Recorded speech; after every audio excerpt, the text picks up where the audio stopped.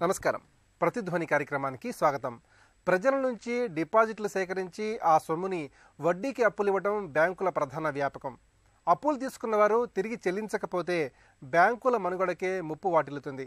Banking రంగానికే కాదు, దేశ ఆర్థిక వ్యవస్థకే గుదిబండగా మారిన మొండి బకాయిలు 7 లక్షల కోట్లని ఓ అంచనా.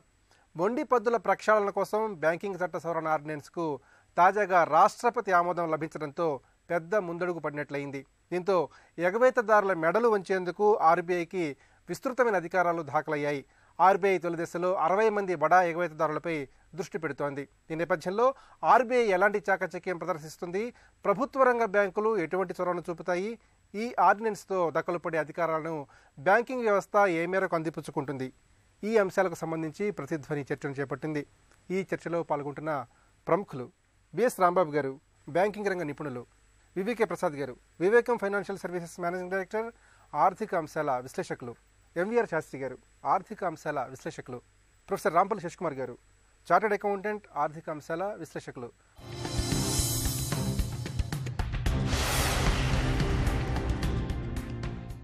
రాంబాబు గారు, బ్యాంకింగ్ చట్ట సవరణకు సంబంధించి కేంద్ర ప్రభుత్వం కీలకమైన ఆర్డినెన్స్ తీసుకొచ్చింది. దీనికి రాష్ట్రపతి కూడా ఆమోద ముద్ర వేశారు. మరి దీనివల్ల మొండి బకాయిలు వసూలు చేసుకోవడానికి ఎంతవరకు వెసులుబాటు లభిస్తుంది? 2017 బ్యాలెన్స్ షీట్లు ఇంకో నెల రోజుల లోపల అన్ని బ్యాంకులు డిక్లేర్ చేస్తాయి కాబట్టి అవి కూడా 2016 నాటి బ్యాలెన్స్ షీట్స్ను పోలి ఉంటాయనేటటువంటి వాస్తవాన్ని ఆర్బీఐ గమనించింది. కాబట్టి తక్షణంగా ఒక ఆర్డినెన్స్ను పట్టుకొచ్చి ఆర్బీఐకి ఆ రకమైనటువంటి అవకాశాలు కల్పించాలనేటువంటి ఉద్దేశంతో తీసుకొచ్చినటువంటి ఆర్డినెన్స్ ఇది. అయితే దీనిలో 2 అధికారాలు ఆర్బీఐకి కట్టబెట్టారు. దానిలో ఒకటి ఏంటంటే ముఖ్యంగా ఈ ఏదైతే ఈ కంపెనీస్ డిఫాల్టింగ్ కంపెనీస్ ఉన్నాయో అవి దాదాపుగా ఒక 50-60 అకౌంట్లు కనుక చూస్తే ఆ 60 అకౌంట్లే 3.5 లక్షల కోట్ల రూపాయలు పైబడి రాని బాకీలుగా ఎన్పీఎల్గా ఏర్పడినటువంటి ప్రస్తుత పరిస్థితుల్లో ఆ కంపెనీని ఏ రకంగా ట్యాకిల్ చేయాలి వాటిని అనేటువంటి ఉద్దేశంతో చర్చించబడినటువంటి అంశం ఇది. దానిలో ఆర్బీఐ కట్టబెట్టిన అధికారం కనుక మనం చూస్తే ఆ కంపెనీస్ వాళ్ళు మేనేజ్ చేయలేకపోతున్నారు కాబట్టి ఆ కంపెనీస్ని కనుక వేరే మేనేజ్మెంట్ కనుక అప్పగిస్తే ఈ ఈ ఈ అమౌంట్స్ ఏవైతే బ్లాక్ అయి ఉన్నాయో వాటిల్ని రికవర్ చేసుకునే అవకాశం ఉండొచ్చు అనే ఉద్దేశంతో ఒక అధికారం కట్టబెట్టినారు. రెండోది, ఈ నిర్ణయాలు తీసుకునేటటువంటి ప్రాసెస్లో విజిలెన్స్ కమిషన్స్ కానీ లేదా వేరొక సిబిఐ లాంటి సంస్థలు కానీ బ్యాంక్ యాజమాన్యాల యొక్క ఇంటెగ్రిటీని డౌట్ చేసేటువంటి పరిస్థితి ఏర్పడుతుంది. కాబట్టి ఆర్బీఐ యొక్క ప్రమేయంతో కొన్ని కమిటీలు ఏర్పాటు చేసేటటువంటి అవకాశాన్ని కల్పించినారు. దీనిలో ఉన్నటువంటి ఇబ్బంది ఏమిటంటే బ్యాంక్స్ మేనేజ్మెంట్ చేసేటువంటి కార్యక్రమాలని సూపర్వైజ్ చేసే, మానిటర్ చేసే, రెగ్యులరైజ్ చేసే అధికారం ఉన్నటువంటి ఆర్బీఐ డైరెక్ట్గా బ్యాంకింగ్ యాక్టివిటీలోకి ఇన్వాల్వ్ అవుతున్నారు. దీంట్లో ఇప్పుడు ఈ ఆర్డినెన్స్ కనుక చూస్తే ప్రభుత్వం యాక్సెప్ట్ చేసిన మొట్టమొదటిసారిగా అలార్మింగ్ సిట్యుయేషన్లో చాలా హై లెవెల్లో ఎన్పిఎస్ ఉన్నాయని. ఎంత మేరకు ఎన్పిఎస్ ఉన్నాయనంటే 6,70,000 కోట్ల రూపాయలు పైబడి ఉన్నాయని చెప్పగానే చెప్పారు. ఇవన్నీ ఇప్పుడు ఆర్బీఐ అండ్ బ్యాంక్స్ కలిపి సంయుక్తంగా రికవర్ చేయాల్సినటువంటి బాధ్యత దీని మీద పడింది. ఈ 6,70,000 కోట్ల రూపాయల్లో ప్రముఖ భాగం ప్రధానమైనటువంటిది పబ్లిక్ సెక్టార్ రంగ బ్యాంకుల్లో ఉంది. దాదాపు 1,00,000 కోట్ల రూపాయల రాని బాకీలకి 9,000 కోట్ల రూపాయలు వచ్చేటటువంటి వడ్డీని మనం పోగొట్టుకుంటున్నాం. ఈ రకంగా 6,60,000 కోట్ల రూపాయలు కనుక మనం చూస్తే దాదాపుగా సంవత్సరానికి 60,000 కోట్ల రూపాయలు లాభాన్ని కొంతమంది వ్యక్తులకు మనం పోగొట్టుకున్నాం. ప్రభుత్వానికి రావటం లేదు, బ్యాంకులకు రావటం లేదు. అంటే ఒక ఆపరేటింగ్ ప్రాఫిట్ కనుక లాస్ట్ ఇయర్ మన బేస్ కింద తీసుకుంటే దాదాపుగా 1,30,000 కోట్ల రూపాయలు వచ్చినటువంటి ఆపరేటింగ్ ప్రాఫిట్ ఈ ఎన్పిఎస్ కనుక లేకపోయిందంటే 1,90,000 కోట్ల రూపాయల మేరకు మనం ఆదాయాన్ని ఆర్జించి ఉండేవాళ్ళు. ఈ ఆదాయాన్ని మనం పోగొట్టుకోవటమే కాకుండా ప్రభుత్వాలు క్యాపిటల్ సప్లై చేయాల్సినటువంటి ఒక అనివార్యమైన పరిస్థితి ప్రభుత్వానికి క్రియేట్ అయింది.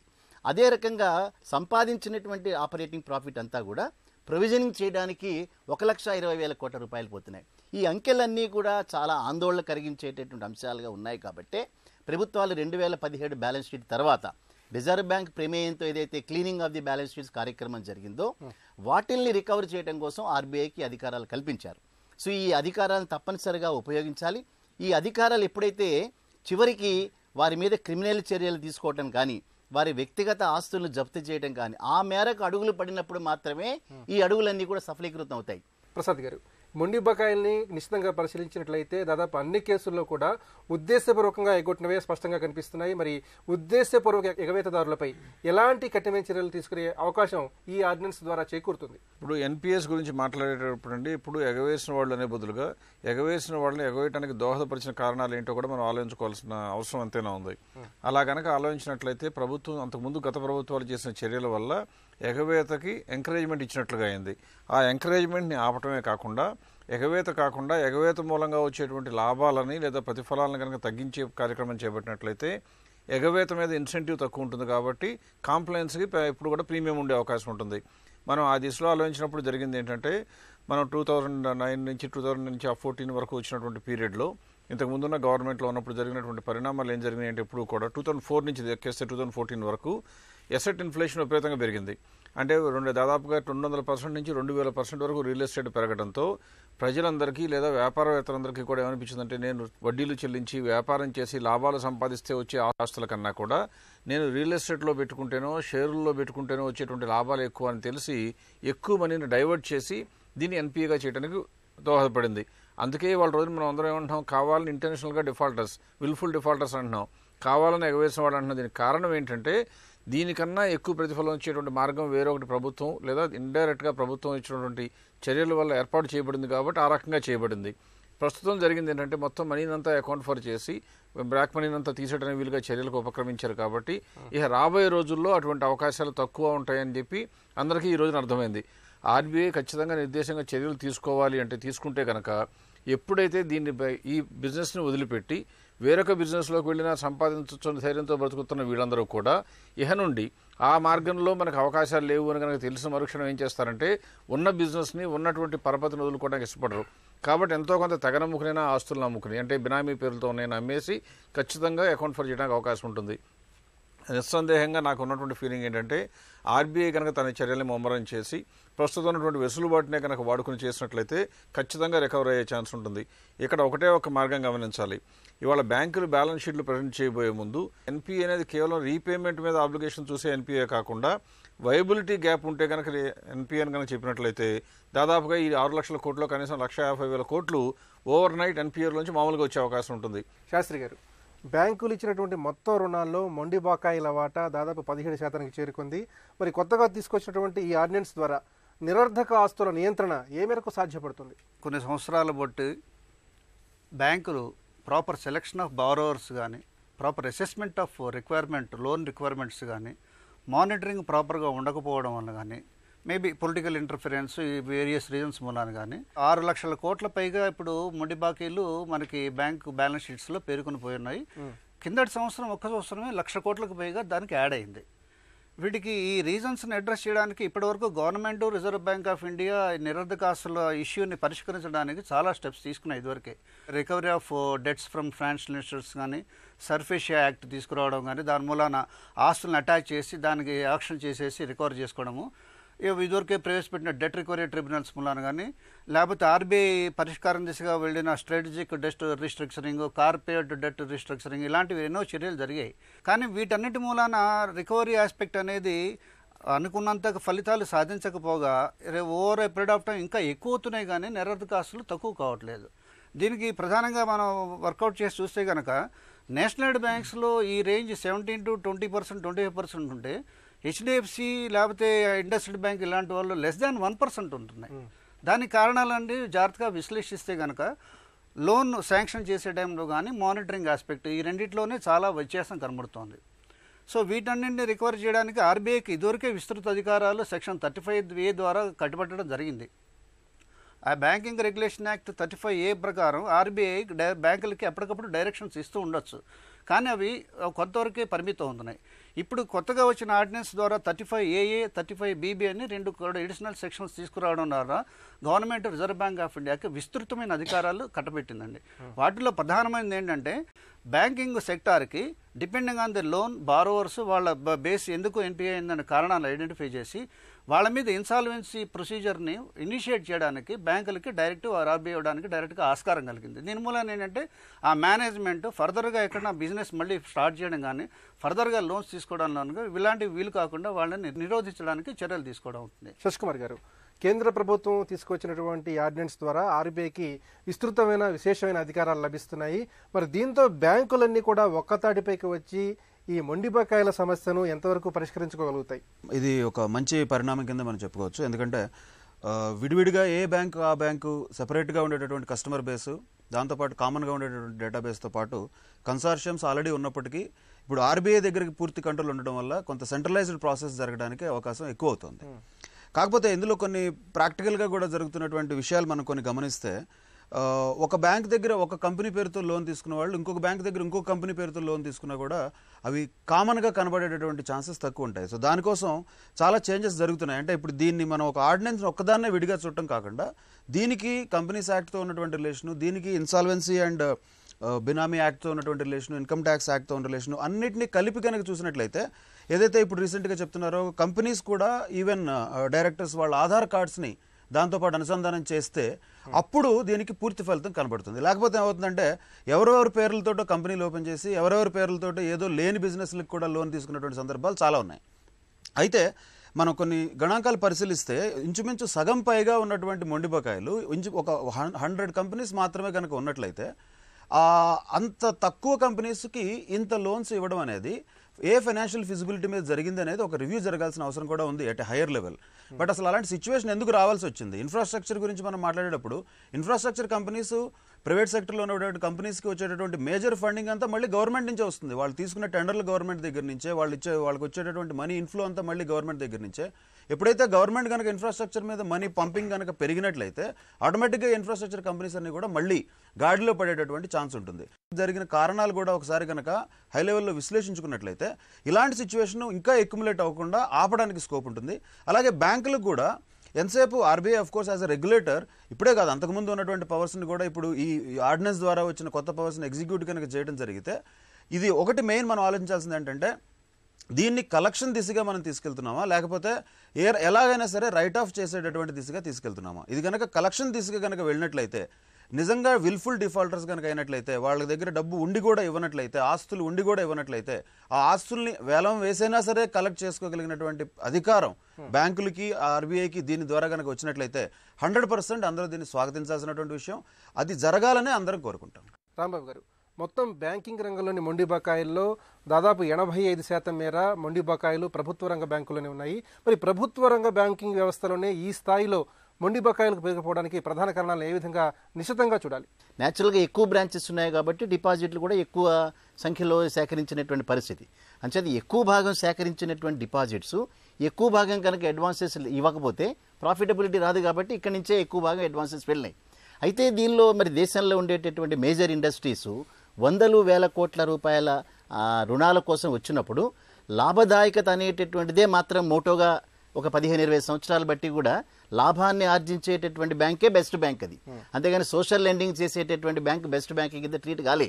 అంచేత లాభాన్ని ఆర్జించేటటువంటి ప్రాసెస్లో కార్పొరేట్ రంగానికి మితిమీరినటువంటి అప్పులు ఇచ్చినటువంటి ప్రభుత్వ రంగ బ్యాంకులు ఉన్నాయి కాబట్టి అవే నష్టపడ్డాయి ఇప్పుడు. అయితే దీనిలో కనుక ఒకసారి కనుక మనం ఆలోచిస్తే నష్టపోతున్నటువంటి ప్రభుత్వ రంగ బ్యాంకుల్లో ఏ ఉద్దేశం కోసం ఏర్పడబడ్డాయో ఆ ఉద్దేశం కాకుండా ప్రాఫిట్ రంగంలో కనుక మళ్ళించినప్పుడు తిరిగి వాటిల్ని మా ప్రాఫిట్ చేసేటట్టుగా చేయాల్సినటువంటి బాధ్యత ప్రస్తుతం ప్రభుత్వం మీదకి వచ్చింది. ఏ ఉద్దేశం కోసం రుణాలు తీసుకున్నారో ఆ ఉద్దేశం కాకుండా ఈ రుణాలను దారి మళ్లించినారు. అంటే ఎండ్ యూజ్ అనేటటువంటిది వారి వ్యక్తిగత అవసరాలకు ఇంకో దానికి వెళ్ళిపోయింది. సో తిరిగి రికవరీ అనేటటువంటిది కష్టం కలిగించేటువంటి ఏర్పాట్లు. అదే రకంగా స్టీల్ ఇండస్ట్రీ కానీ జౌళి పరిశ్రమ కానీ ఇవన్నీ కూడా ప్రభుత్వాల యొక్క ఎక్స్పోర్ట్ ఇంపోర్ట్ పాలసీస్ మీద డిపెండ్ అవుతాయి. ఎప్పుడైతే అవి కానీ రూపాయి మారకంలో విపరీతమైనటువంటి మార్పులు వచ్చినాయో ఇండస్ట్రీస్ అన్నీ కూడా ఎక్స్పోర్ట్ మీద బేస్ అయినటువంటివి తిరిగి చెల్లించలేని పరిస్థితుల్లోకి వచ్చారు. అట్లాగే వర్కింగ్ క్యాపిటల్ ఎప్పుడైతే అవసరం పడుతుందో దానికి సకాలంలో బ్యాంక్స్ శాంక్షన్ చేయకపోవడం వల్ల తిరిగి దాన్ని రీపే చేసే అవకాశాలు లేకపోయినాయి. అంటే ఓవరాల్గా మనం కనుక చూస్తే ప్రభుత్వ రంగ బ్యాంకులే ఎక్కువ భాగం అడ్వాన్సెస్ ఇచ్చినాయి కాబట్టి అక్కడే ఎక్కువ రంగంలో పెరిగిపోయినాయి. ప్రసాద్ గారు, రుణాల వితరణ అలాగే లాభదాయకంగా లేని శాఖల మూసివేత, ముఖ్యంగా నిర్వహణ సామర్థ్యాన్ని తగ్గించుకోవటం, ఇలాంటి కీలక అంశాలపై బ్యాంకులు ఇప్పటికైనా ఏ విధంగా దృష్టి సారించాలి? బ్యాంకులు తమ సామర్థ్యాన్ని మెరుగుపరచుకోవడానికి ఎలాంటి ముఖ్య అంశాలపై దృష్టి పెట్టాలి? బ్యాంకుల యొక్క ప్రధాన కర్తవ్యం ఎలా ఉంటుందంటే లోన్ ఇచ్చేటప్పుడు ఎవరికైనా ఇవ్వాలంటే రీపేమెంట్ కెపాసిటీ చూసుకోవాలి, తర్వాత ప్రాజెక్ట్ వైబిలిటీ చూసుకోవాలి. ఏ పర్పస్ కోసం అయితే లోన్ ఇచ్చామో ఆ పర్పస్లో ఇచ్చిన లోను రీపేమెంట్ రాకుండా ఉండడానికి కారణం ఏంటో చూసుకుని ఆ కారణానికి బాధ్యులు కనుక ప్రభుత్వం అయితే ప్రభుత్వాన్ని నిలదీసే శక్తి కనుక బ్యాంకులకు ఉన్నట్లయితే చాలా మటుకు అసలు ప్రాబ్లం వచ్చేది కాదు. ఉదాహరణకి కాంట్రాక్టర్స్ని తీసుకుందాం, ఇన్ఫ్రాస్ట్రక్చర్ కాంట్రాక్టర్స్ని, రోడ్లు వేసేవాళ్ళని. కాంట్రాక్ట్ ఇస్తారు, టెండర్ ఇస్తారు, కానీ ల్యాండ్ క్లియరెన్స్ ఎవరు, లేకపోతే ల్యాండ్ క్లియరెన్స్ ఇస్తారు, తర్వాత ఏమో దానికి మొబిలైజేషన్ అడ్వాన్స్ ఎవరు, వాళ్ళకి కావాల్సిన వాళ్ళైతేనేమో మొబిలైజేషన్ అడ్వాన్స్ ఇస్తారు, మిగతా తర్వాత ఇబ్బందులు పెడతారు, బిల్స్ క్లియర్ చేయరు. అంటే ఏ రకంగా చూసినా కూడా మొత్తం fault lies with the government దగ్గరికి వచ్చి ఆగిపోయింది. ప్రభుత్వం దగ్గర నుంచి కనుక వెసులుబాటు ఇచ్చి కార్పొరేట్ గ్యారంటీ లాగానే ప్రభుత్వం కనుక గ్యారంటీ ఇచ్చినట్లయితే ఇంత ఫండ్స్ ఇస్తానో అది ఎస్క్రో అకౌంట్లోకి వెళ్తాయి, కలెక్షన్స్ కోసమే వెళ్తాయి అని చెప్పినట్లయితే ఈ 6 లక్షల కోట్లు నా లెక్క ప్రకారం కనీసం 3 లక్షల కోట్ల వరకు వెంటనే మంచి బకాయిలుగా మారే అవకాశం ఉంటుంది. అలా మారినప్పుడు బ్యాంకుల బ్యాలెన్స్ షీట్లు ఇంకా స్ట్రెంగ్తన్ అయినట్లయితే ఇప్పుడు వరకు మనం చెప్తున్నటువంటి ప్రాఫిట్కి కనీసం డబల్ ప్రాఫిట్ బ్యాంకులు సంపాదించే అవకాశం ఉంటుంది. అప్పుడు బ్యాంకులు మూసివేయాల్సిన అవసరం లేకపోగా ఇంకా పెంచుకునేటువంటి అవకాశం కూడా ఉంటుంది. ఇకపోతే నిర్వహణ సామర్థ్యం పెంచుకోవాలి అన్నారు. అది ఎప్పుడు ఇవాళ నిరర్ధకాస్తులు వచ్చినా రాకపోయినా కూడా నిర్వహణలో ఖచ్చితంగా సామర్థ్యం పెంచుకోవాల్సిన అవసరం ఉంది. ఉన్న కొందికి వస్తుంది కాబట్టి, ఉన్న కొందికి టెక్నాలజీ ఎక్కువ వస్తుంది కాబట్టి పెంచుకోక తప్పదు. పైగా డిజిటల్ ఎకానమీ అని చెప్తూ ఉన్న మొత్తం అందరినీ జన్ధన్ అకౌంట్స్ ఓపెన్ చేసి బ్యాంకింగ్ సెక్టర్ వైపు మళ్ళిస్తున్నప్పుడు నిర్వహణలో ఎవరైతే ఖచ్చితంగా బాగా చేయగలుగుతారో వాళ్ళకే లాభాలు వచ్చే అవకాశం ఉంటుంది. అందువల్ల రాబోయే రోజుల్లో బ్యాంకుల పనితీరు పెరగాలి అంటే నా అంచనా ప్రకారం నిరర్ధక ఆస్తుల యొక్క అంశం తెర మీద నుంచి మరుగవ్వాలి అంటే ప్రభుత్వం ఖచ్చితంగా ముందుకు రావాలి. తన మూలంగా ఇబ్బంది పడిన వాళ్ళకి ఖచ్చితంగా తనే చేయూతనివ్వడం అనేది ప్రథమ కర్తవ్యంగా నేను భావిస్తున్నాను. శాస్త్రి గారు, మొండి బకాయిల కారణంగా బ్యాంకింగ్ వృద్ధి రేటు గణనీయంగా పడిపోయింది. మరి ప్రభుత్వ రంగ బ్యాంకులు లాభాల బాటలో పయనించడానికి సంస్థాగతంగా వ్యవస్థీకృతంగా ఎలాంటి చర్యలు చేపట్టాలి? వృద్ధి రేటు తగ్గడానికి ఈ నిరర్ధకాస్తులు ప్రధాన కారణం అండి. ఎందుకంటే ఆ నిరర్ధకాస్తుల్లో 6 లక్షల కోట్లకు పైగా ఇరుక్కుపోవడం మూలాన ప్రిన్సిపల్ అమౌంట్, ఇంట్రెస్ట్ అమౌంట్ రెండు కూడా బ్లాక్ అయిపోయాయి. అది net interest income, fee based income కానీ ఇంకోటి కానీ అవి ఇరుక్కుపోయాయి. దాని మూలాన మనకి ఎప్పుడైతే ప్రాఫిట్ అండ్ లాస్ అకౌంట్లో ఆ ఇన్కమ్ రావట్లేదు, లేకపోతే రికవరీ ఆఫ్ ప్రిన్సిపల్ అమౌంట్ రావట్లేదు, బ్యాంకులు ఫర్దర్గా అడ్వాన్స్ చేయడానికి కానీ లేకపోతే దానికి క్యాపిటల్ సఫిషియెంట్గా గవర్నమెంట్ నుంచి రాకపోవడం మూలాన కానీ బ్యాంకులు గణనీయంగా మళ్ళీ అడ్వాన్స్లు ఇవ్వలేకపోతున్నాయి. అది కాకుండా ఇండివిజువల్ బ్యాంక్స్ కానీ, కన్సార్షియం బ్యాంక్స్ కానీ, జాయింట్ లెండర్ ఫోరమ్స్ కానీ ఈ ఎన్పిఏ ఇష్యూస్ డిస్కస్ చేసి సెటిల్మెంట్ చేసి వర్కౌట్ చేసి రికవరీ చేసుకునే ప్రాసెస్లో ఈ సెంట్రల్ బ్యూరో ఆఫ్ ఇన్వెస్టిగేషన్ లేకపోతే క్యాగ్ కానీ, సెంట్రల్ విజిలెన్స్ కమిషన్ కానీ దీంట్లో వీళ్ళు తీసుకునే డెసిషన్స్ కూడా కొన్ని కరెక్ట్ అవుతున్నాయా లేకపోతే వాళ్ళు కుమ్మకపోతున్నారా అనే దృష్టితో ఆలోచించి వాళ్ళ మీద యాక్షన్స్ తీసుకోవడంలో ఓవరాల్ లాస్ట్ 2 to 3 ఇయర్స్లో ఈ ప్రాసెస్ కూడా చాలా మందగించిందండి. ఇప్పుడు రీసెంట్గా తీసుకొచ్చిన ఆర్బీఐ ఆర్డినెన్స్లో అది కూడా ప్రొవిజన్ పెట్టారనమాట. ఎక్కడైతే జెన్యూన్గా డెసిషన్ తీసుకున్నారు, వేరే RBI interference is there in taking the decision, RBI వాళ్ళు ఏంటంటే దాన్ని ప్రొటెక్ట్ చేస్తారు. ఎప్పుడైతే ఈ ప్రాసెస్ స్పీడప్ అయ్యి ఈ 6 లక్షల కోట్లలో కొంత అమౌంట్ అన్న రికవర్ అయ్యి ప్రిన్సిపల్ ఇంట్రెస్ట్ అమౌంట్ రికవర్ అయితే లాభదాయకతని అది పెంపొందిస్తుంది. అప్పుడు గవర్నమెంట్ కూడా ఈక్వలెంట్గా వాళ్ళు క్యాపిటల్ అడిక్వసీ నామ్స్ ఇంక్రీజ్ చేసుకోవడానికి వాళ్ళు క్యాపిటల్ బ్యాంకులకు ఇవ్వడానికి కుదురుతుంది. దాంతో వృద్ధి రేటు కొంచెం పెరుగుతుందండి. అది కాకుండా లాభదాయకతని ఇంప్రూవ్ చేసుకోవడానికి టెక్నాలజీ డ్రివెన్ సర్వీసెస్ ముందర బ్యాంక్ బాగా అగ్రివేట్ చేయాలి. Improving the customer service at the base level. కస్టమర్స్కి ఈ రోజున పబ్లిక్ సెక్టార్ బ్యాంక్స్ అంటే ఇక్కడ డబ్బులు పెడితే మనకు ఉంటాయా ఉండవా అనే ఒక అంశం కూడా పరిశీలనలోకి వస్తుంది. సో కస్టమర్ కాన్ఫిడెన్స్ పెంచుకోవడం ఒకటి, కస్టమర్ బేస్ని పెంచుకోవడం ఒకటి, లోన్ శాంక్షనింగ్, లోన్ డిస్బర్స్మెంట్ ఇలాంటి వాటిలో ప్రాపర్ మానిటరింగ్ ఆస్పెక్ట్స్ చూసుకోవడం, ఇంటర్నల్ ఆడిట్ కానీ ఎక్స్టర్నల్ ఆడిట్స్ కానీ వాళ్ళు ప్రాపర్గా మెకానిజమ్స్ పెట్టుకోవడం వలన లీకేజ్ ఆఫ్ ఇన్కమ్ లేకుండా చూసుకోవడం వలన కానీ బ్యాంకు వృద్ధి రేటు జాగ్రత్తగా ఉంచుకుంటూ CASA, current account, savings bank account, deposits ఎక్కడైతే బ్యాంకు తక్కువ interest rate of interest payment చేస్తుందో ఆ డిపాజిట్స్ బాగా పెంచుకోవడం వలన దానిని మంచి అడ్వాన్సెస్కి లెండ్ చేయడం వలన లాభదాయకత ఓవరాల్ పెరుగుతుందండి. శశికుమార్ గారు, బ్యాంకులు మొండి బకాయిల సమస్య నుంచి బయటపడటం వల్ల ఆర్థిక రంగంలో పరపతి పంపిణీ ఏ మేరకు పెరుగుతుంది? డిమానిటైజేషన్ పీరియడ్లో వచ్చి పడిన నిల్వలు బ్యాంకు దగ్గర కొంతవరకు ఇంకా ఉన్నాయి. సో దానివల్ల కొంత బ్యాంకులకి రుణ వితరణకు కూడా ఎక్కువ ఛాన్స్ పెరిగింది కొంతవరకు. కాకపోతే ఇప్పుడు ఆలోచించాల్సిన విషయం ఏంటంటే ఈ కలెక్షన్ ఇదంతా కనుక జరుగుతున్నట్లయితే అది ఎక్కడి నుంచి జరగాలి అంటే కొత్తగా ఇప్పుడు ఆల్రెడీ ఉన్నటువంటి కంపెనీలు ఏవైతే ఎగవేతదారులు ఉన్నారో వాళ్ళు సడన్గా ఎక్కడి నుంచి ఆదాయాన్ని జనరేట్ చేసి ఇప్పుడు బ్యాంకులకు కడతారు. ఇప్పటిదాకా లేని ఆదాయం సడన్గా ఎక్కడి నుంచి వస్తుంది అనేది మనం ఆలోచించాలి. ఈ ఆర్డినెన్స్ ద్వారా ఒకటి ఆర్బీఐకి ఇచ్చినటువంటి అధికారాలు ఒక ఎత్తు అయితే గవర్నమెంట్ తనకి తాను ఇచ్చుకున్నటువంటి అధికారం కూడా ఒక పాయింట్ ఇందులో యాడ్ చేయడం జరిగింది. Government can also direct RBI on any of these matters in what ever the way it wants. That means దీనిలో అంటే ఇప్పుడు ఎన్పిఎల్ ద్వారా కావచ్చు, ఇతర వేరే వేరే ఇండస్ట్రియలిస్టులు లేకపోతే పాత అకౌంట్ల ద్వారా కావచ్చు, ఇందులో మనం అందరూ యాక్సెప్ట్ చేయగలిగినటువంటి విషయం ఏంటంటే ఏదో ఒక పొలిటికల్ ఇంటర్ఫరెన్స్ లేకుండా అంతంత పెద్ద లెవెల్స్లో లోన్స్ రావడం అనేది ఎవరికైనా సరే అసాధ్యం. అందులో పొలిటికల్ వెండటా తీర్చుకోవడానికి కూడా గవర్నమెంట్ దీన్ని వాడేటటువంటి అవకాశం తనకు తానుగా ఈ ఆర్డినెన్స్ ద్వారా కల్పించుకుంది. దీని ద్వారా ఏంటంటే government at any time give any direction to take action against any account.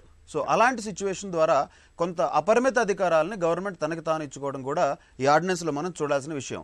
ఇదే సిస్టమ్ కంటిన్యూ అయితే ఎవరు ఏ పొలిటికల్ పార్టీ పవర్లో ఉన్నా కూడా ఆపోజిట్ పొలిటికల్ పార్టీలు వాళ్ళకు ఉన్నటువంటి అకౌంట్స్ మీద హరాస్ చేయడానికి వాళ్ళ మీద మాత్రమే యాక్షన్ తీసుకుని, అంటే selective action. If it is selective action and selective collection then that may turn out to be a dangerous situation. అది అలా కాకుండా ఎవరైతే నిజంగా మొండి బకాయిలు ఉన్నాయో వాటికి సరైనటువంటి ఫాలో అప్ చేయడం ద్వారా, దానికి సరైన యాక్షన్ తీసుకోవడం ద్వారా ఈ బకాయిలన్నీ కనుక పూర్తిగా కలెక్ట్ అయినట్లయితే తప్పకుండా అందరికీ కావాల్సినటువంటిది అదే ఆలోచనలోనే అందరూ ఉన్నారు. బ్యాంకింగ్ చట్ట సవరణ ఆర్డినెన్స్ జారీతో మొండి బకాయిల పరిష్కారానికి బలమైన బాట పడిందని నిపుణులు అభిప్రాయపడుతున్నారు.